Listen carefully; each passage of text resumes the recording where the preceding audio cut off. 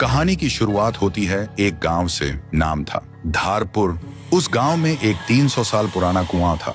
लोग कहते थे हर आधी रात उस कुएं के अंदर से एक रोती हुई लड़की की आवाज सुनाई देती थी। लेकिन एक बात सबको हैरान करती थी, गांव में जो भी लड़का उस कुएं का पानी पीता 3 दिन के अंदर वो गायब हो जाता है। न लाश मिलती न आवाज। इसी गांव में शहर से एक लड़का आया था, रवि। वह छुट्टियों में अपनी नानी से मिलने आया था। उसने सुना था कि लोग अब भी उस कुएं से डरते हैं, लेकिन रवि सोचते हैं डर सिर्फ अंधविश्वास है और कुछ नहीं।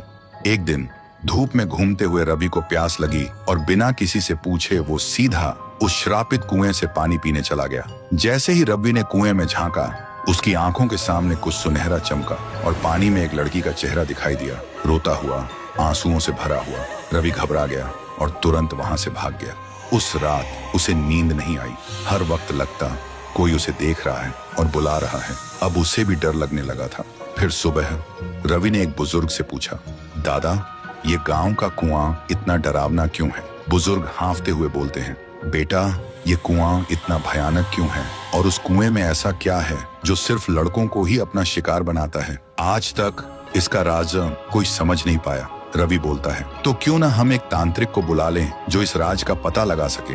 फिर गांव के सभी लोग इकट्ठा होते हैं और एक तांत्रिक को भी बुलाया गया था। तांत्रिक आंखें बंद करता है और कांपते हुए कहता है, ये तो बहुत ही भयानक है। कुएं के अंदर जो भी है वो मेरे बस के बाहर है। और वो तांत्रिक तुरंत गांव छोड़ के चला जाता है। गांव वालों के चेहरे पे डर और गहरा हो जाता है। लेकिन रवि के मन में अब सवाल उठते हैं, उस दिन मैंने जो देखा, क्या वो सिर्फ मेरा वहम था?